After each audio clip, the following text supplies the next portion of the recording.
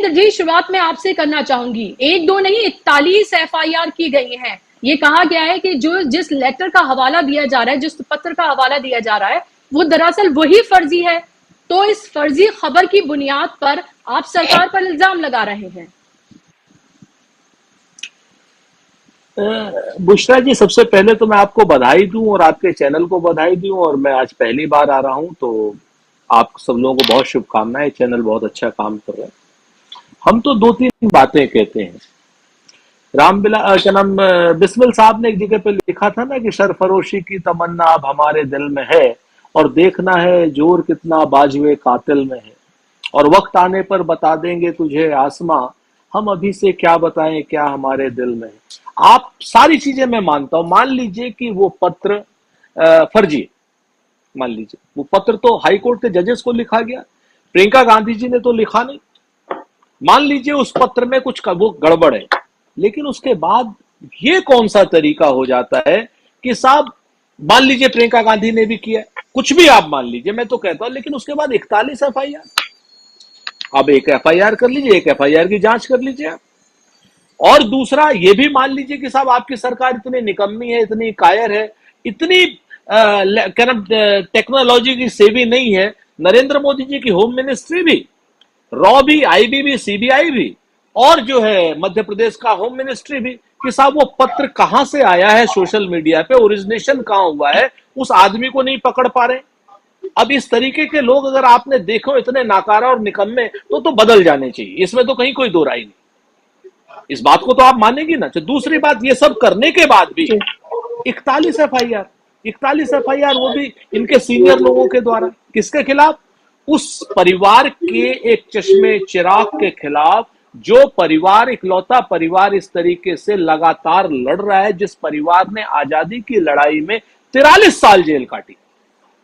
43 साल। नेहरू जी, मोतीलाल जी, इन सब, कमला जी, स्वरूप रानी बख्शी जी, इन सारे, स्वरूप कुमारी जी, इन सबको ले 43 साल की जेल जिस परिवार ने काटी, जो परिवार संघ की आइडियोलॉजी के खिलाफ है, जो परिवार देश की विभाजनकारी नीतियों के खिलाफ है। ये एफआईआर इसलिए थोड़ी हुई है कि इनको 50% की कमीशन है। ये एफआईआर उस खींच में हुई है कि साहब राहुल गांधी जी को तो सुप्रीम कोर्ट ने छोड़ दिया। 170 साल में कभी किसी के मानहानि के केस पर 2 साल की सजा आज तक हुई नहीं।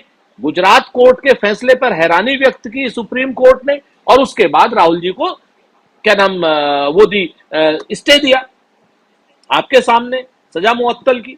उसके बाद अगर आप करते हैं तो अब क्या है, दूसरे नंबर पे भाई हम वहां नहीं कुछ कर पाए, राहुल जी अब दोबारा से संसद में आ गए, अब प्रियंका गांधी जी के पीछे पड़ जाए।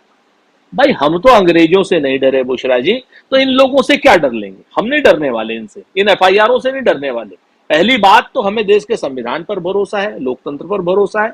एफआईआर जितनी चाहे करा ले, जितनी चाहे करा ले, लेकिन यह बात सच है कि शिवराज जी की सरकार भ्रष्ट है।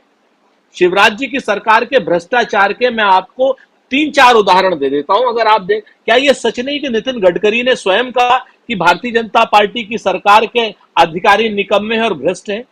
उनके उनके खिलाफ तो एफआईआर नहीं करी। नितिन गडकरी ने साफ साफ भोपाल में कहा कि मध्य प्रदेश में सड़क के प्रोजेक्ट पूरे नहीं हो पा रहे क्योंकि इनके सरकारी अधिकारी भ्रष्ट हैं। भ्रष्ट लोग इस ताने बाने में हैं। अगर उन्होंने कहा, उनके खिलाफ तो एफआईआर नहीं करी आपने। आप ये देखो कि 200 से ज्यादा अफसर इनके यहां अकूत धन संपदा हमने नहीं पकड़ी। किसने पकड़ी? लोकायुक्त ने पकड़ी है। दीपक साहब बैठे हुए हैं, बताएंगे 200 से ज्यादा अफसरों के खिलाफ लोकायुक्त ने जो कार्रवाई की उसमें कितने हजारों करोड़ रुपए पकड़े गए, आप हमें बता दीजिए। व्यापम घोटाले में 60 से ज्यादा आरोपी, 60 से ज्यादा लोग मारे जा चुके हैं। 17-18 में व्यापम घोटाला चल रहा है, सीबीआई जांच कर रही है, 60 लोग के आसपास मारे गए। क्या वो भ्रष्टाचार नहीं? पूरे प्रदेश में अगर इनके पास इतनी अच्छी सड़कें होती तो अमेरिका की सड़क की क्या नाम, ये लोग वीडियोग्राफी करा करके अपने उसमें करते मध्य प्रदेश में कि साहब ऐसी सड़कें हैं हमारी। मैं आपको एक नहीं 1000 उदाहरण बताता हूं। तो प्रियंका गांधी जी के ऊपर ये जो आरोप लगा रहे हैं, जो वो कर रहे हैं, हम इससे डरते नहीं। हाँ, एक चीज जरूर है कि भारतीय जनता पार्टी ने अपनी हताशा, निराशा आपके सामने रख दी है, और वो हताश भी है, निराश भी है, और बुरी तरीके से आतंकित हैं इस वक्त, क्योंकि सत्ता बदलने जा रही है। अभी देखिए, अभी तो भवनों में आग लगनी भी शुरू हुई है। कुछ दिनों पहले, अगर बुशरा जी आपको ध्यान हो या दीपक साहब आपको ध्यान हो, तो दो महत्वपूर्ण भवनों में भी आग लग गई। तो ये सब चीजें, सारी चीजें, क्योंकि भाजपा वहां फ्रैक्चर्ड हाउस है। एक नाराज भाजपा है, एक शिवराज भाजपा है, एक महाराज भाजपा है। ये तीनों भाजपाएं एक दूसरे के मुखालिफ चल रही हैं। आपने कभी देखा कि कैलाश जोशी का लड़का भाजपा छोड़ेगा, दीपक जोशी?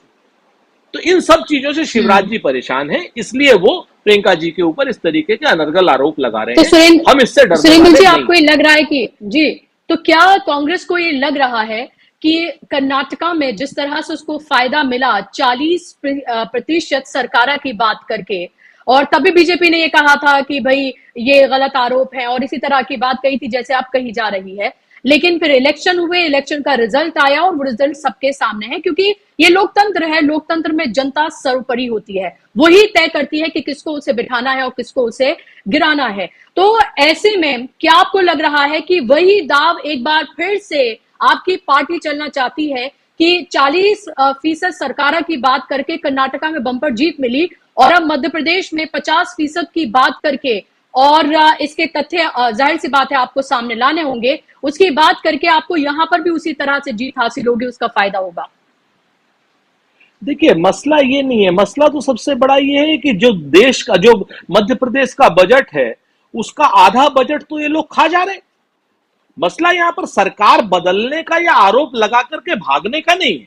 हम लोग तो विपक्ष में हैं। हम तो जो सोशल मीडिया पे, प्रिंट मीडिया पे, बाकी जगह पे आएगा उसको सरकार के सामने रखेंगे। जांच करना सरकार का काम है। आप बताइए ना कि क्या कर्नाटक में जांच क्या नाम ये नहीं होगी कि साहब वो जो जिस आदमी ने आरोप लगाया था उसने आत्महत्या करी? क्या वहां पर भ्रष्टाचार नहीं था? लोगों ने माना उस चीज को। वही भ्रष्टाचार अगर हम जनता के सामने ला रहे हैं, जनता मान रही है, तो भारतीय जनता पार्टी की सरकार डर क्यों रही है, आतंकित क्यों हो रही है? आरोप के सफाई में आप जांच करिए, जांच कह के कहिए कि साहब आरोप गलत है, लेकिन आप एफआईआर हमारे ऊपर कर रहे हैं। हम तो, एक फहमीदा रियाज ने किसी वक्त एक बात कही थी कि कुछ लोग तुम्हें समझाएंगे, कुछ तुमको खौफ दिलाएंगे। ये खौफजदा सरकार है कि कुछ लोग तुम्हें समझाएंगे, कुछ तुमको खौफ दिलाएंगे, जो है वो भी खो सकता है। इस राह में रहजन है इतने, कुछ और यहां हो सकता है, कुछ और तो अक्सर होता है, पर इस पल में तुम जिंदा हो, ये पल तुम में जिंदा है, ये वक्त नहीं फिर आएगा, तुम अपनी करनी कर गुजरो, जो होगा देखा जाएगा। हम जो होगा देखा जाएगा पर आने वाले हैं।